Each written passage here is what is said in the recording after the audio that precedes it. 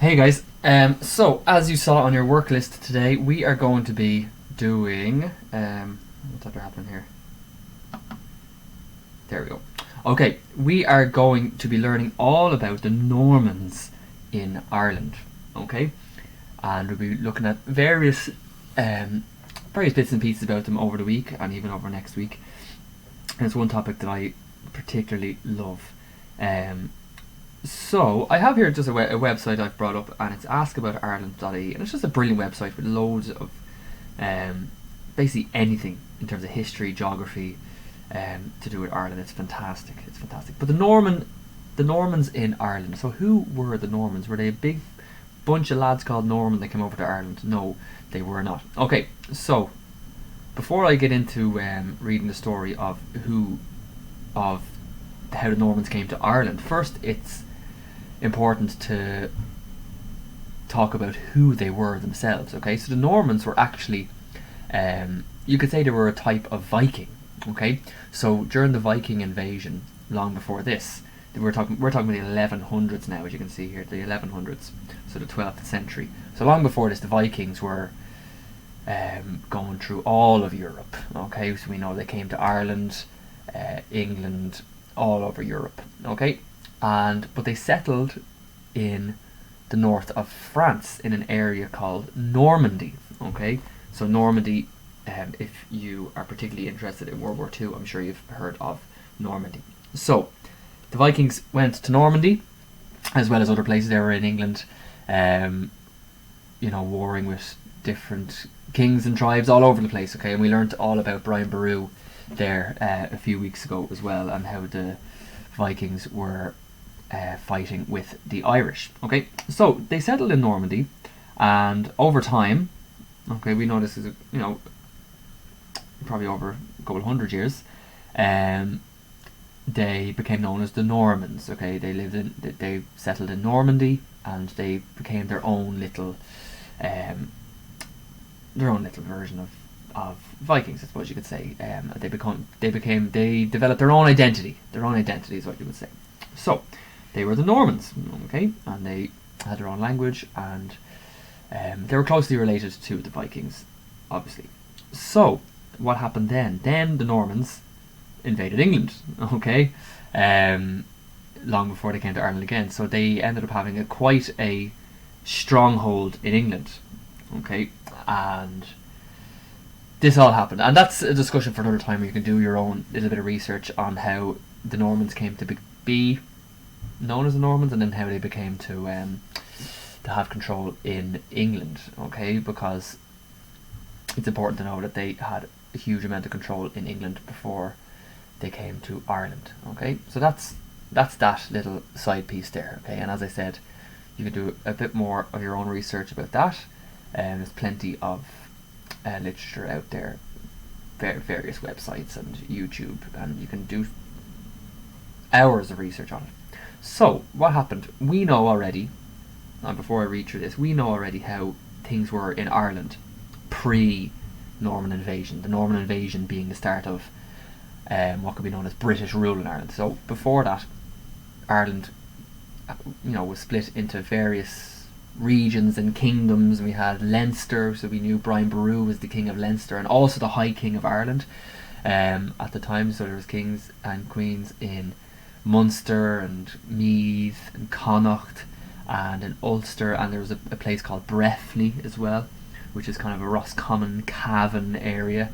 Okay, even up there now, Breffni Park is the name of the GAA grounds in Cavan. Okay, so, and as we know, all these tribes and these different kingdoms were fighting all the time. Okay, they were fighting all the time to see who was the most powerful, because whoever was the most powerful was the High King of Ireland, but that usually didn't last very long, because then there would be another attack and an invasion, and so on. It was a very, very, very stressful time to live in. Okay, so we have a few names here that we'll come across in a second, but I'll just read this very quickly for you. In the 12th century, there were many warring clans in Ireland. Okay, each clan had their own king. The most powerful king was known as the High King. For example, Turlough O'Connor, who died in 1156, was once the High King of Ireland, just like Brian Boru.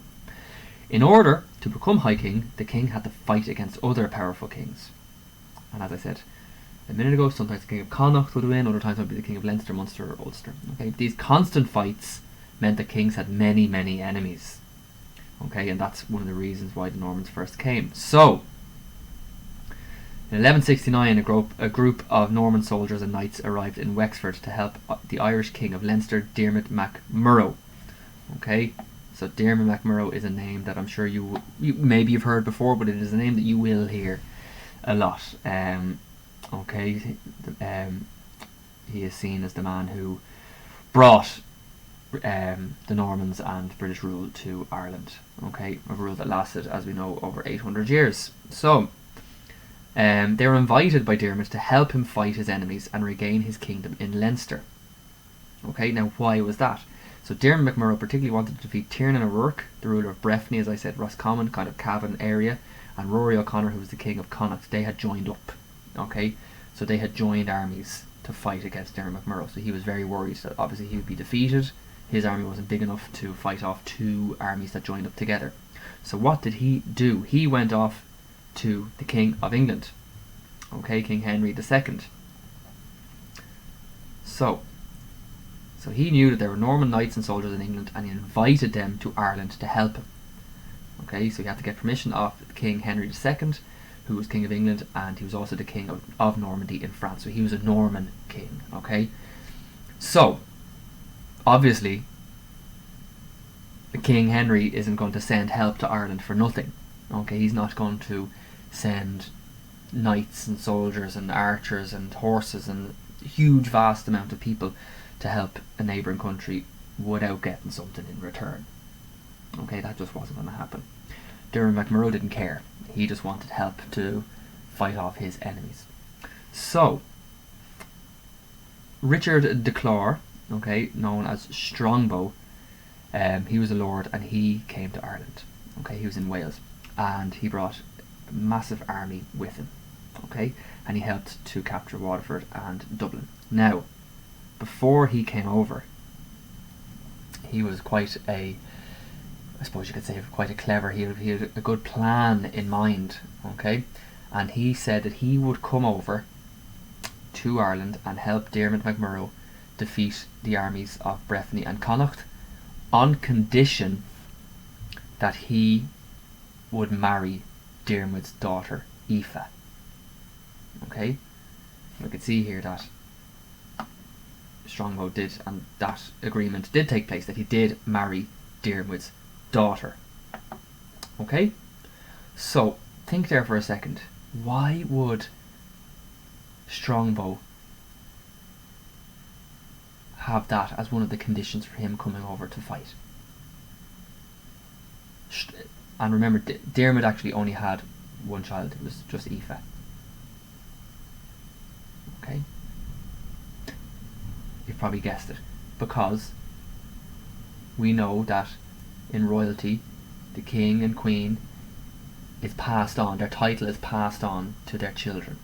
Okay, so a king passes on his throne and his power to his usually firstborn son, and if that's not the case, to his daughter. So Strongbow asked for Aoife's hand in marriage before coming over, because he knew that when Diarmid died, he would then become King of Leinster himself. Okay, and having the Norman army and King Henry behind him, he knew that it was a good chance of becoming High King of Ireland himself. Okay, and that is exactly what happened. Okay, in 1171 Diarmid died and Strongbow became King of Leinster. Okay, and going on from there, the Normans took most of the east coast, and by the 1300s they had castles and power in many parts of Ireland. Okay, so that is how they came to Ireland. Okay, and last year, or it's actually probably 2 years ago, but when we were in third class and we went to the art gallery, I'm trying to think if we did or not. Okay, I don't know, I'm not sure if we did or not, but anyway, either way, in the art gallery in town, whenever we're allowed to go again, there's a huge painting, and it is the marriage of Strongbow and Aoife. And in fact, there is a copy of that painting outside our classroom. Okay, and it's an amazing picture to look at. And there's a few really interesting symbols within the painting. There's a symbol of an Irish high cross on the ground. Okay, and I think Strongbow's foot is on it. And there's an old sad Irish harp player, and it kind of symbolises the death of old Ireland, with Richard de Clore Strongbow becoming king. Okay, so that's all we'll kind of look at for today, is just how they came to Ireland. Okay, and we will be looking later on in the week at the influences that the Normans had on Ireland. Many of them hugely positive influences we've had. All the castles that we have in Ireland, Norman built. Counties, the fact that Ireland is split into counties, that came from the Normans. Okay, before that we just had kind of, a few kingdoms, but we were split into counties. Different farming methods. Okay, crop rotation. Different religious orders. Okay, the Carmelites. The English language, for example. Okay, there's many arguments there that killed off the Irish language, and which it did, of course, but there are many influences that we have gotten from the Normans that we'll be looking at as well.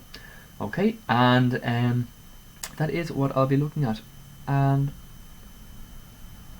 before we go, surnames. That was the last thing I had. Surnames. So as we know, our surnames can tell us a lot about our history going back many generations. Okay, and we talked earlier in this lockdown about Viking names. Okay, Doyle being a big name that has survived from the Viking invasion. But in the Normans, come to the Normans. Okay, there is one particular name. Okay, that has. Okay, so Fitz. Okay, so the name Fitz. Okay, we know lots of different names. So we could have Fitzgerald. Okay, what would you say? Fitzmaurice. Okay, Fitzhenry. Okay, so lots of different names. We'll have Fitz at the start of it. Now, Fitz comes from the Old Norse word, which means son of. Okay, and in Irish, Fitz is Macgilla. Okay, Macgilla. So, which means the son of the servant, or the son of the servant. So, if you have the name Fitz, so Fitzgerald means you were a descendant of a servant or someone who was close to Gerald, who would have been a Norman lord. Okay, again, Fitzmaurice, the son of Macgilla. Okay, the son of the servant of Maurice. And again, so Fitzmaurice, Fitzgerald, Fitzhenry. There's other ones as well. I just can't think off the top of my head. Now, I know there's a very obvious one I haven't said yet, but I'm going to get to that in a second. If you have one of those names, you are a Norman descendant. Okay, another one, if you have a name that in Irish has a de at the start of it. So, for example, the Fuiche, which is the Irish for white. If your surname is White, it's the Fuiche. And the Rochte, okay. Roach, okay, so Cara. Other ones like the Burka. So Burke. Okay, or Burke, whichever. So we have Mr. Burke in school as well. And again, I can't think of any off the top of my head. De Lacy. Okay. So they are also Norman names. Okay, they are also Norman names. Okay, so we think of Strongbow's name was Richard Sorry, Richard de Clare. Sorry, put in de Clare. Richard de Clare. Okay. So